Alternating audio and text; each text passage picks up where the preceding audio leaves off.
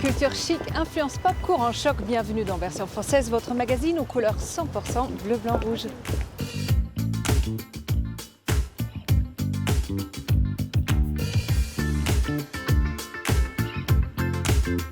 Certains collectionnent les timbres et d'autres les meubles. C'est au Mobilier National que sont rangées ces tranches d'histoire. Thierry Lemaire a du flair, le designer qui adapte les lignes intemporelles nous a reçus chez lui, rencontre hautement design. Voyage dans le temps avec repérage, c'est sur les traces de Vercingétorix que nous sommes partis explorer la capitale. Avant d'arriver sur nos tables, le vin est parfois conservé dans des tonneaux. Rendez-vous dans un atelier de tonnellerie pour en apprendre plus. De nicher aux quatre coins de France, voici les immanquables de la semaine, ses points de vue.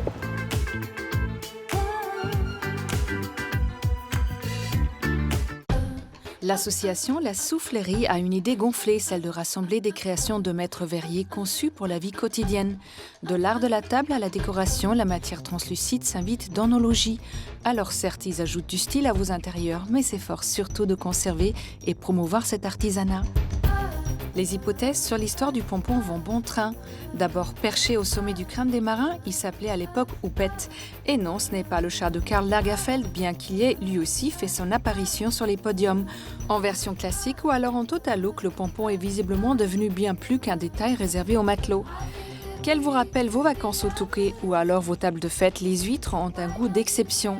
Danse puissante charnue de la Manche au Cotentin en passant par l'étang de Thau, l'incontournable fruit de mer à 1000 facettes. Dans cet ouvrage, 22 chefs vous livrent leurs recettes pour l'apprécier aussi bien froide que chaude ou même en bouillon, miam. Réchauffez vos intérieurs, oui, mais avec style et en version bleu, blanc, rouge, évidemment. La Belle Bougie fait partie de cette nouvelle génération de maisons françaises adeptes de la cire végétale. Ici, l'attention est certes portée sur le contenu et ses effluves, mais aussi sur le contenant. Collection permanente ou éphémère, elle ravive la flamme.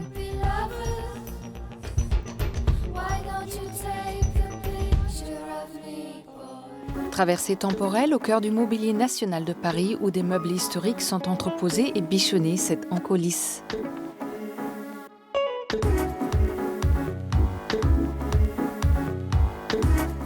Il est un endroit dans Paris où les plus beaux meubles de France se reposent à l'abri du temps qui passe et de la poussière. C'est la réserve Perret du Mobilier National. Si vous avez la chance de pénétrer ici, vous faites rapidement face à des objets chargés d'histoire avec un grand H et d'anecdotes parfois croustillantes. Hervé Lemoine, le directeur des lieux, les connaît presque toutes. Exemple avec cette pièce au petit surnom de commode de l'ingratitude. Le maître ébéniste qui l'a réalisé s'est fait payer, évidemment, sur le Trésor royal. Et le lendemain, il est allé prendre la Bastille et donc a abattu un des symboles les plus forts de la monarchie. Alors on a trouvé que c'était quand même assez discourtois de se faire payer par le Trésor royal un jour et le lendemain d'aller prendre la Bastille. Dans cet entrepôt du 13e arrondissement, mais aussi au sous-sol et sur 2 autres sites en Île-de-France, plus de 130 000 pièces d'ameublement et de textiles sont stockées. Généralement, ce mobilier a été placé dans des lieux très importants où la politique s'est faite en quelque sorte, et donc ils ont été les témoins muets de certaines pages de cette politique. Nous avons donc tous les bureaux de nos présidents de la République. Évidemment, on serait tenté de dire si ces bureaux pouvaient parler, ils nous raconteraient sûrement beaucoup d'histoires. Des lieux très importants comme l'Élysée, les ministères, les ambassades, 600 lieux de dépôt en tout à travers le monde. Car la mission première du Mobilier National, c'est d'équiper les différentes résidences officielles du pouvoir depuis le XVIIe siècle. D'abord appelé garde-meuble de la couronne, puis mobilier impérial, il a élu domicile dans ce bâtiment pensé par l'architecte Gustave Perret en 1937. Une adresse pour conserver, mais aussi pour restaurer. Ici, des artisans remettent presque à neuf ces pans du patrimoine français. Le Mobilier National compte 7 ateliers différents à Paris et en région. Menuiserie, lustrerie et bronze ou encore tapisserie. Il y a à la fois des scènes parties et de la trame qui a disparu. Là, on va remettre une chaîne et ensuite refaire un réseau de points qui va recréer la trame. Le principe, c'est que nous faisons un réseau de points qui permet de maintenir la trame telle qu'elle est aujourd'hui. Cet ouvrage, c'est l'école d'Athènes, d'après les cartons de Raphaël. Avant d'atterrir entre les doigts agiles d'Inès pour plus d'1 an, cette tapisserie siégeait dans l'hémicycle de l'Assemblée nationale. Rien que ça.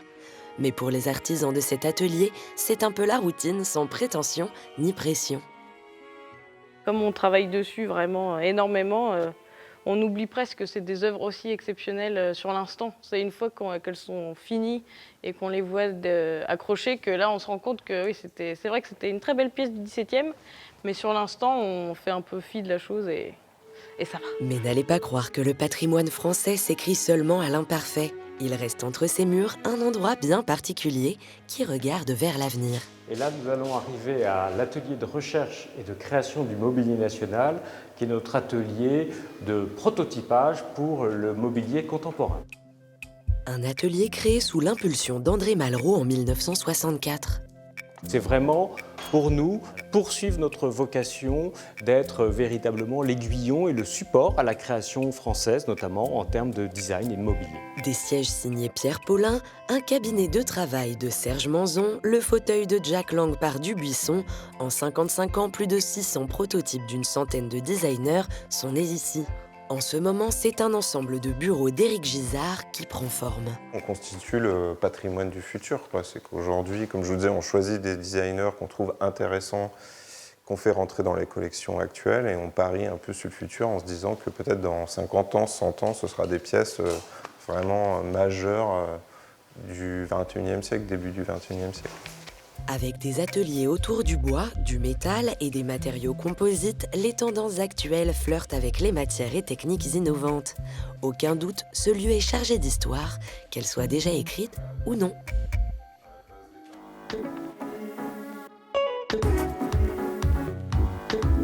Notre invité du jour, Thierry Lemaire, est architecte et designer des intérieurs à travers le monde en passant par le salon AD, il n'est jamais bien loin.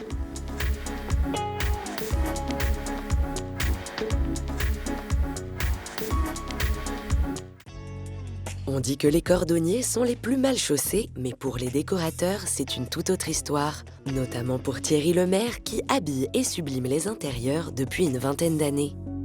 Un appartement haussmannien comme une maison de plage grand luxe, une villa suisse ou marocaine, chaque habitat l'inspire. Et son chez-lui germano-pratin ne fait pas exception. C'est un espace que j'ai aménagé pour me faire plaisir à moi, donc là j'ai pas de clients. Je pourrais pas vivre dans un espace qui ne me correspond pas, au niveau de mes idées, de mon métier, de ma formation et de mes goûts. De par mon métier, je suis sensible à ce genre de considération. Trop même. Ici, la plupart des meubles sont signés par lui-même. Il a par exemple dessiné cette table basse, cette lampe, ces fauteuils, ce guéridon. Un espace qui lui ressemble, investi il y a peu, et plutôt pratique, car il est situé à quelques pas seulement de son lieu de travail. L'occasion de passer chaque jour devant sa rue parisienne préférée. Je trouve que les dimensions sont juste belles. Je la trouve très humaine, cette rue. Très humaine, bon, peut-être très parisienne, mais voilà, donc c'est largeur-hauteur. Je trouve qu'on a des bonnes proportions, très bonnes proportions. Une petite source d'inspiration du quotidien pour ce créateur dont le style n'est plus vraiment à présenter. En témoigne cette galerie ouverte en 2017 dans le carré des Antiquaires. Des meubles structuraux qui font la part belle aux matériaux et au savoir-faire français et un goût prononcé pour l'intemporalité. Tout c'est-à-dire des choses qui auraient pu être faites il y a 10, 15, 20 ans, comme qui pourraient être faites dans 20 ans. Donc qui ne soient pas typées d'une mode particulière ou d'un timing très spécial. Donc voilà, c'est un mélange de plusieurs styles, de plusieurs empreintes que je garde en moi. Dans cette galerie, les pièces sont pour la plupart des déclinaisons de création réalisées pour des aménagements d'intérieur. Une manière de démocratiser, toujours dans le luxe et la petite série, ces productions qui naissent ici, derrière l'espace d'exposition.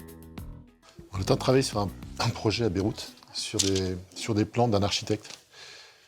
Donc on a quelques petites modifications à faire.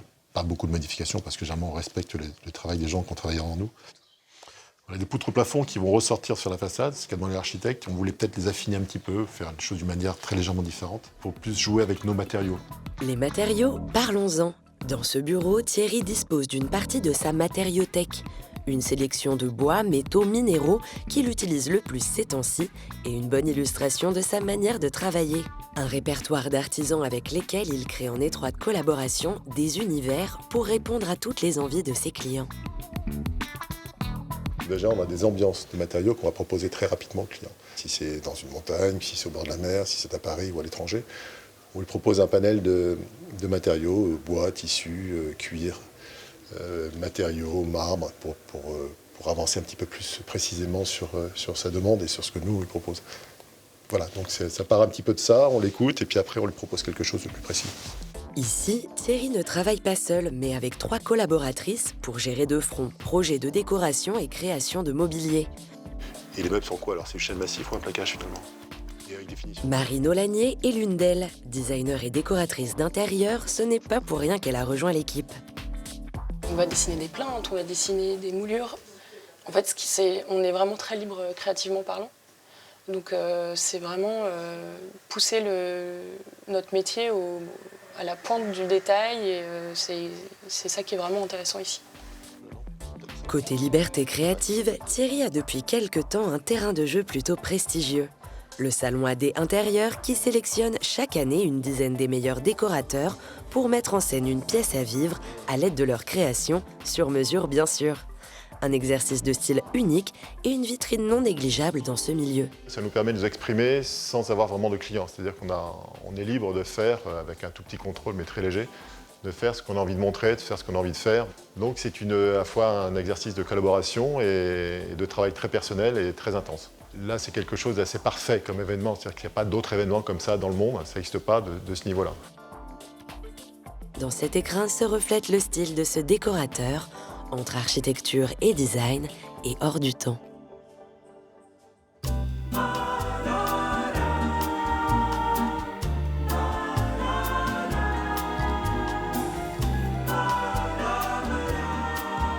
Bonjour Thierry. Bonjour. Thierry, vous êtes architecte de formation, mais le design et la déco sont venus un peu en cours de route, naturellement. Je suis toujours d'ailleurs architecte à l'ordre des architectes. Mais dans les années 90, avec la crise économique, il a fallu se recycler. Et je suis rentré dans les appartements et en fait, j'y suis resté. Voilà, je fais un petit peu de A à Z, de l'architecture jusqu'au tableau ou la petite cuillère. Donc c'est ce qu'on appelait un ensemblier dans les années 50. Exactement, c'est ce que j'allais dire. Voilà. Dans les années 30, c'était des ensembliers, les gens qui faisaient tout. C'est toujours intéressant d'avoir un œil sur l'ensemble du projet. En fin de compte, votre travail est une recherche constante entre quelque chose d'intemporel, forcément, et quelque chose d'original. On nous demande l'originalité et la perfection. Enfin, je ne sais pas si la perfection existe, mais on nous demande quelque chose de très étudié. Et d'original, bien sûr, chacun a son style. Et après, ce qui est important, ce que vous avez dit, c'est l'intemporalité. Je pense que pour réussir une décoration ou une architecture d'intérieur ou une architecture, il faut quelque chose qui ne soit pas marqué d'une certaine période, d'une certaine décennie. Vos inspirations sont bien sûr Jean Prouvé, Jean-Michel Franck, mais aussi une bonne partie des années 70. Moi, je pars du principe qu'il y a des très bonnes choses à toutes les périodes, que ce soit haute époque. J'adore le 18e, j'adore le directoire, j'aime beaucoup de choses comme ça. Donc, on a tous des références. Et 70, non, parce que moi, j'ai toujours trouvé ça sympa. Je trouvais qu'il y avait un côté ludique, côté très esthétique et assez perfectionniste quand même, parce qu'il y avait des très très bons artisans aussi à l'époque et des décorateurs qui étaient juste géniaux. Et j'aime beaucoup tout ce qui va avant, depuis 2-3 siècles. J'ai aucun problème avec ça, bien au contraire. Vous êtes connu à l'international, puisque vous travaillez beaucoup en France, mais aussi beaucoup dans le monde entier. Qu'est-ce que vos clients cherchent chez vous ? Les décorateurs architectes d'intérieur français sont très bien vus parce qu'il y a la culture française. Voilà, donc on a toujours ces artisans qui travaillent avec nous et cette touche à la française qui plaît énormément dans le monde entier. Donc c'est vrai qu'on est très demandé et qu'on nous propose des très beaux chantiers un petit peu partout. Alors parlons-en des artisans, puisque vous travaillez étroitement avec eux, et je pense que sans eux, votre métier sera certainement pas le même. Comment se passe une collaboration ? Est-ce que c'est un réel dialogue qui s'installe entre vous ? C'est le cabinet qui est à l'origine, parce que la demande, c'est nous qui la créons. Mais après, c'est une collaboration. C'est vrai que c'est une discussion sur les matériaux, les nouveaux matériaux que peut nous fournir, qu'a trouvé par exemple un bronzier sur des nouvelles couleurs. Généralement, on a une forme dans la tête, nous, donc on dessine une forme, et après, on a des relations privilégiées avec quelques artisans comme ça. J'aimerais revenir sur un projet que vous avez fait pour AD Intérieur, une installation, le cabinet d'un esthète, où l'image c'était un peu post-catastrophe, Ouais. où dans un bunker on pourrait ressembler la quintessence du mobilier pour vivre avec. On avait un cube en béton, on était, je crois, une douzaine de décorateurs. Et j'ai créé un papier peint béton intérieur, parce que l'intérieur était simplement en plâtre, pour garder cette boîte, cette enceinte un petit peu brute de décoffrage. Et le but, c'était d'appliquer à l'intérieur, de venir avec les objets qui comptent pour moi, de toutes les époques, et que j'aurais aimé avoir si, par malheur, il y avait une catastrophe un jour et je devais rester un certain temps dans un bunker. Donc il y avait du 16e, il y avait du 2e siècle après Jésus-Christ, des objets romains, mais il y avait aussi des choses très contemporaines. Et voilà, c'était vraiment un mélange de beaucoup d'ambiance. Enfin, c'était vraiment le mélange des styles qui me paraissait très intéressant pour toucher à cette intemporalité dont on parlait tout à l'heure. Dans chaque installation que vous créez, dans chaque œuvre que vous faites, dans chaque intérieur, il y a quelque chose d'imparfait. Est-ce que c'est la pointe d'humour? Est-ce que c'est...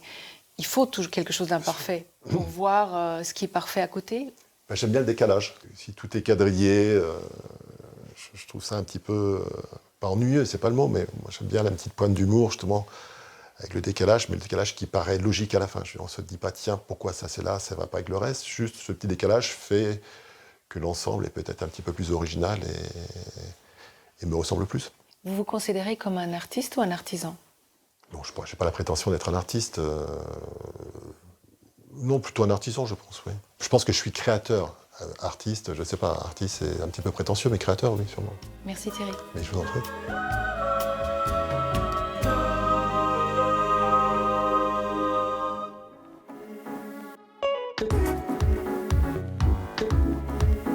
Levez vos glaives, tressez vos barbes, il est temps de marcher dans les pas de Vercingétorix, un ancêtre pas comme les autres.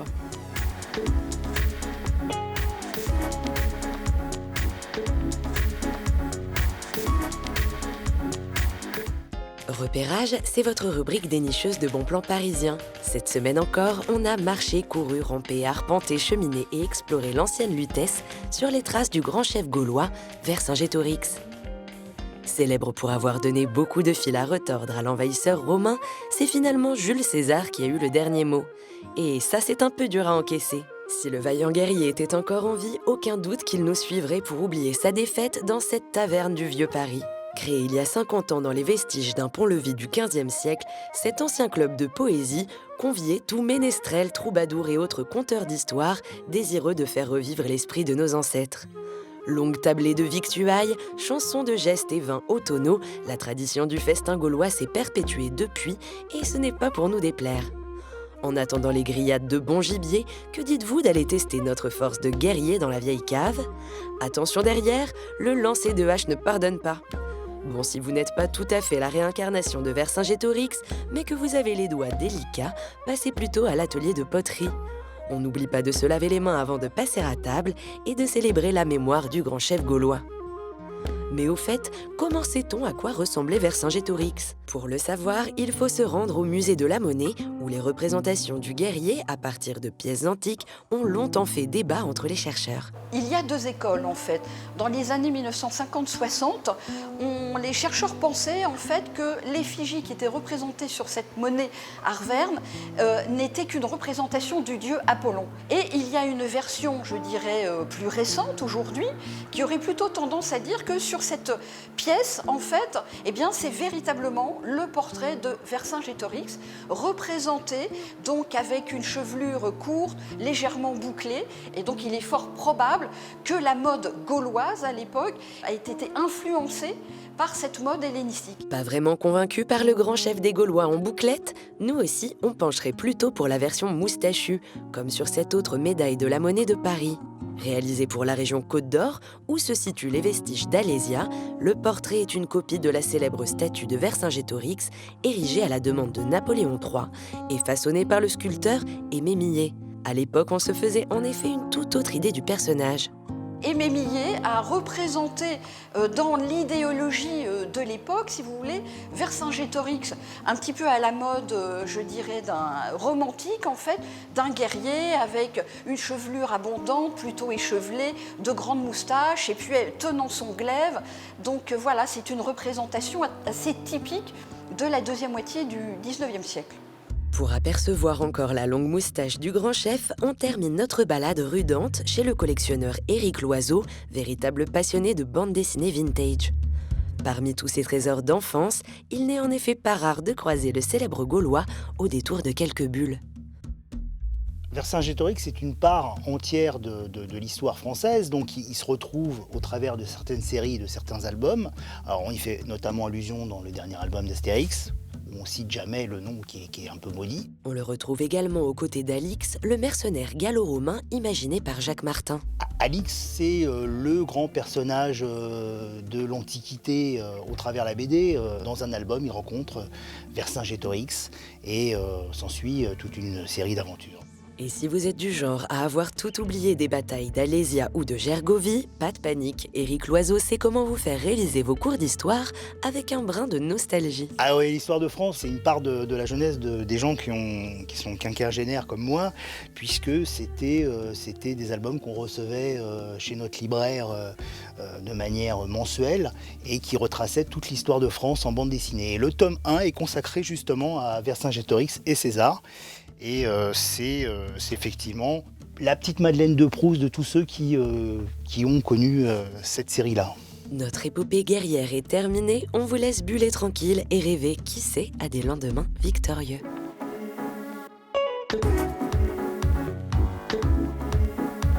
Dans la fabrication du vin, chaque étape a son importance. Aujourd'hui, nous nous sommes intéressés à l'art de la tonnellerie.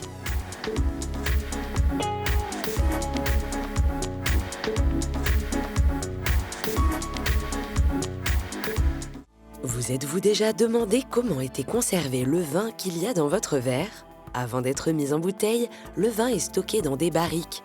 On doit le premier tonneau de bois à nos ancêtres les Gaulois qui l'utilisaient pour le transport. Et ce n'est qu'à la fin du XVIIe siècle que les techniques de vieillissement en fût virent le jour.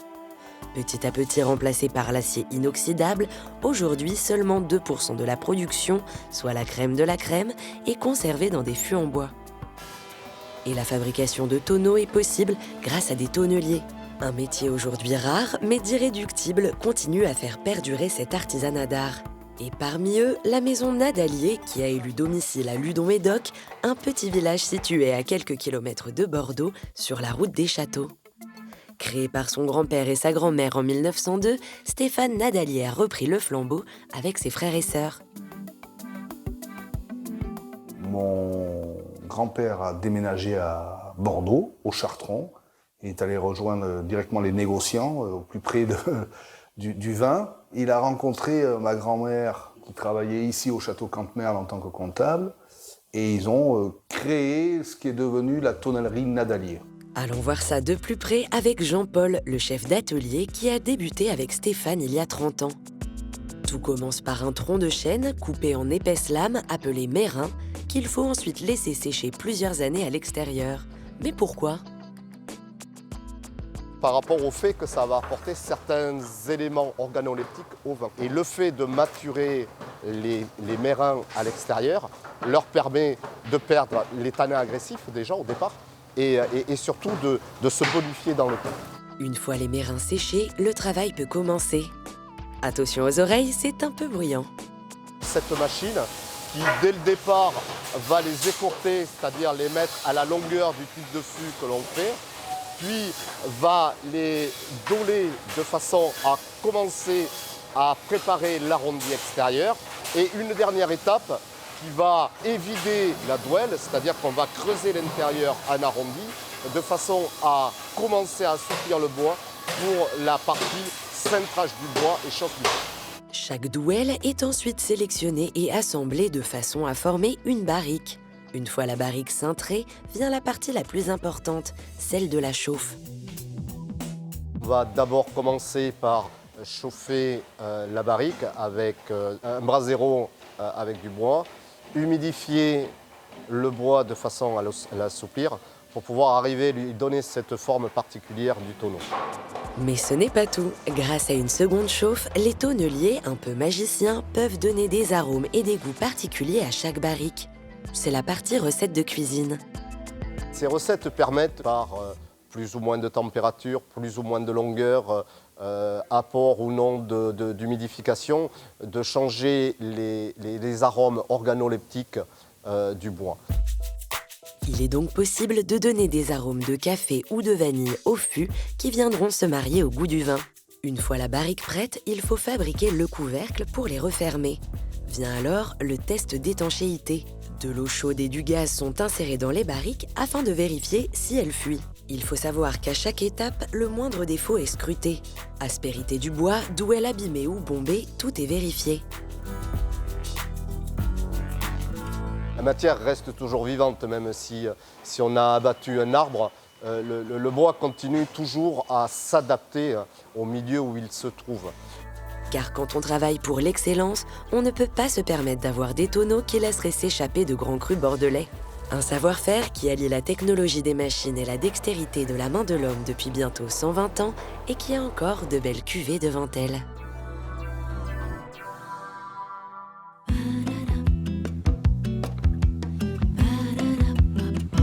C'est tout pour aujourd'hui, mais Version française revient très vite pour toujours plus de découvertes. Bye!